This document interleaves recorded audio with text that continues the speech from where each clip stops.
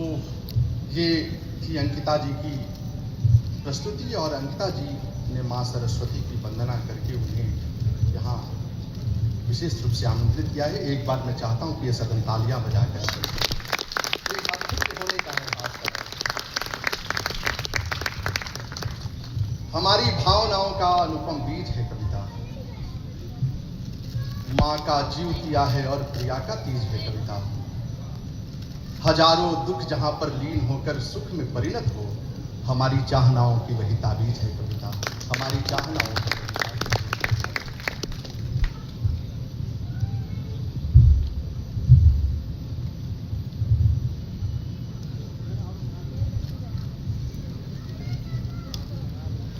हृदय जब अल्पमत में था तो बहुमत बन गई कविता। हृदय जब अल्पमत में था तो बहुमत बन गई कविता। समर में कारगिल में अटल बनकर ठन गई कविता। लिखा इतिहास में है आज भी हम जानते हैं कि धनानंद सामने चाणक्य बनकर तन गई कविता। तो कविता का साहस ये है, कविता का सौंदर्य ये है।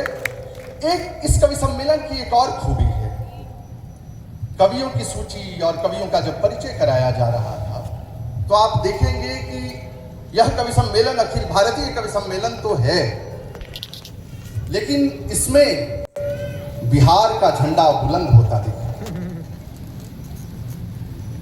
आरंभ में हम देखें अगर तिस्या जी के, डॉक्टर तिस्या जी मूलतः मधुबनी की हैं,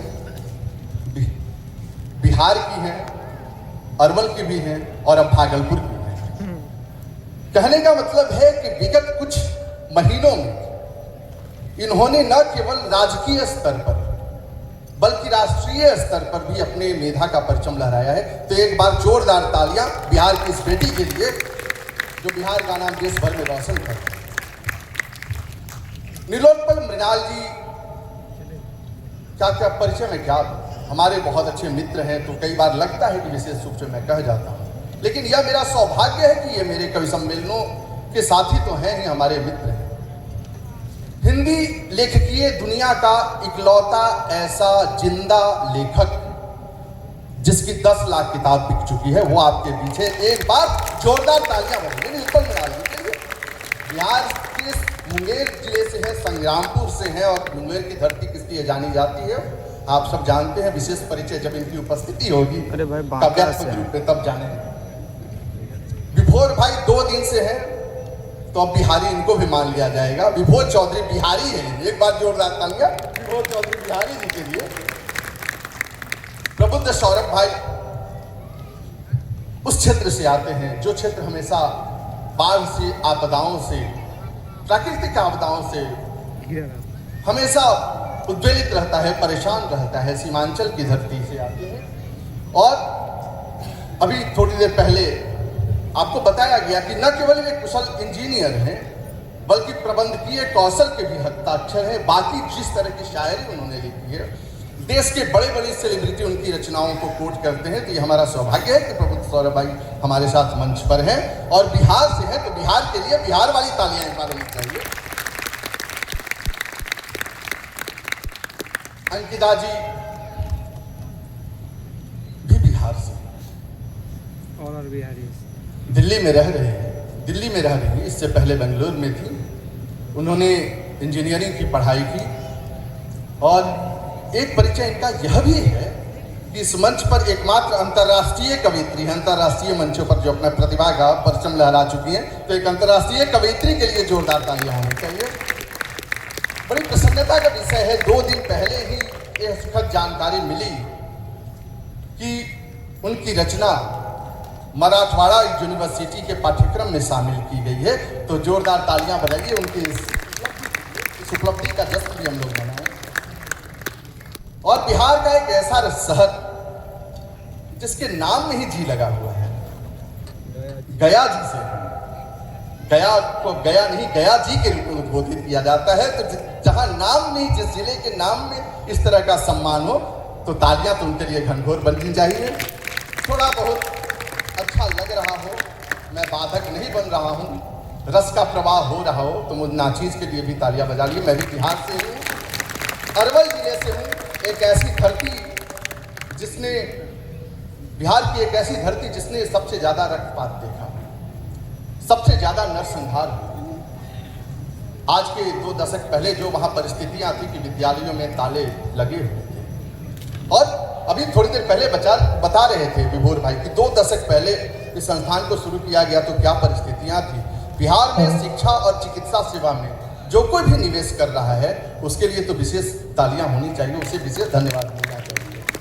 क्योंकि बाल कवि बैरागी की पंक्तियां याद आती हैं कि काजल के पर्वत पर चढ़ना, चढ़कर पार उतरना बड़ा कठिन होता है निष्कलंक होकर के ये सब करना।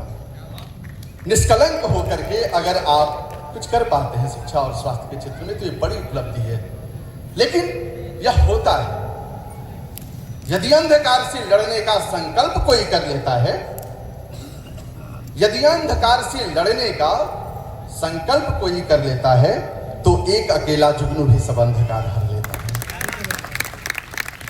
श्रमाधीन विद्या है, परिश्रमाधीन सब कुछ है। हमारी मेधा पर, हमारी इच्छा शक्ति पर, हमारे संकल्पों पर बहुत कुछ निर्भर करता है कि हम खुद को कैसे अच्छे चीजों के लिए सुनियोजित कर रहे हैं। ये संस्थान चाहता तो इस साहित्यिक और सांस्कृतिक आयोजनों से इतर कुछ अन्य भी मनोरंजक आयोजन कर सकता था, लेकिन संस्थान परिवार ने सोचा कि नहीं, समाज को आज सबसे ज्यादा जरूरी है तो नैतिक शिक्षा की जरूरत है। हंसी हंसी में आपसे हो करके आपके पास से बहुत सारी ऐसी बातें गुजर जाएंगी जो आप घर तक जाएंगे और याद रखेंगे। अगर यहां से लेकर के एक पंक्ति भी, एक शब्द भी लेकर के जाते हैं तो आज के इस आयोजन की बड़ी उपलब्धि होगी, आज इसके अनुष्ठान की उपलब्धि होगी। बहुत बड़े योग के रूप में जिन्होंने योग लिखा, पतंजलि के बारे में कहा जाता है, पातंजल योग, आजकल योगा कहा जाता है उसको। उन्होंने दर्शन की, व्याकरण दर्शन लिखा, और व्याकरण दर्शन में संस्कृत का एक टेक्स्ट है। मैं संस्कृत इसलिए बार बार कोट कर रहा हूं क्योंकि लौटना वही होगा, संस्कृत और संस्कृति की ओर भी लौटना होगा अगर हमें मनुष्य बने रहना है। उन्होंने एक बात कही, यहाँ छोटे छोटे बच्चे भी बैठे हैं, प्रतियोगी परीक्षाओं की तैयारी करने वाले छात्र भी बैठे हैं, कुछ हमारे अभिभावक भी बैठे हैं। अगर मैं सही कहूं तो मैं चाहूंगा उनका समर्थन। उन्होंने लिखा कि अपने जीवन में अगर एक शब्द भी आपने सही जान लिया, वो संस्कृत का टेक्स्ट है कि एक शब्दः सम्यक ज्ञातः शास्त्रान्वितः सुप्रयुक्तः स्वर्गे लोके कामदुः। अगर आपने 2 घंटे, 3 घंटे, 4 घंटे या 2 दिन, 4 दिन, 5 दिन में एक शब्द भी अच्छे से जान लिया, उसका अच्छे से प्रयोग कर लिया, वो शास्त्र से जुड़ा हुआ हो, तो केवल यहां ही नहीं, जिस परलोक की बात लोग करते हैं वहां भी आपके कामनाओं की वर्षा करने वाला है। आपको सामान्य लगेगा ज्ञान, नहीं ये ज्ञान की बात है, ऐसा कुछ नहीं। लेकिन जो साक्षात्कार ले रहे होते हैं या जो साक्षात्कार दे रहे होते हैं वे इन चीजों को समझेंगे। कई बार आपसे कम जानकारी रखने वाला छात्र आपसे ज्यादा बेहतर अंक प्राप्त कर लेता है। आप बहुत मेधावी होकर के भी कम अंक प्राप्त कर पाते हैं साक्षात्कार में। वह तभी हो पाता है क्योंकि कोई एक ऐसा शब्द जो उसे बहुत अच्छा लग जाता है साक्षात्कर्ता को, वह आपको अंकों से विभूषित कर देता है। तो इस कवि सम्मेलन से मैं चाहूंगा कि आप उपलब्धि लेकर के जाएं, ज्ञान तो लेकर के ही जाएं, अनुभव लेकर के जाएं, मुस्कान लेकर के जाएं, ठहाके लेकर के जाएं, और इन ठहाकों के लिए, मुस्कान के लिए, कविताओं के लिए अब मैं एक ऐसे कवि को आमंत्रित कर रहा हूँ, एक ऐसे शायर को आमंत्रित कर रहा हूँ जिसका नाम आप इंटरनेट पे सर्च करेंगे तो कई कविताएं, कई पंक्तियां वायरल हुई हैं। अभी बता रहे थे उनके बारे में विभोर भाई कि सोनू निगम जी उनकी कविताओं का पाठ कर चुके हैं, उनके गाने गा चुके हैं। हमारे बीच प्रबुद्ध सौरभ जी, सौरभ के होने से ही सुगंध सुवासित होता हो, और जब नाम के आगे प्रबुद्ध जुड़ा हुआ हो तो उनके लिए बिहार वाली घनघोर तालियां एक बार दोनों हाथ उठा करके प्रबुद्ध जी का स्वागत कीजिए।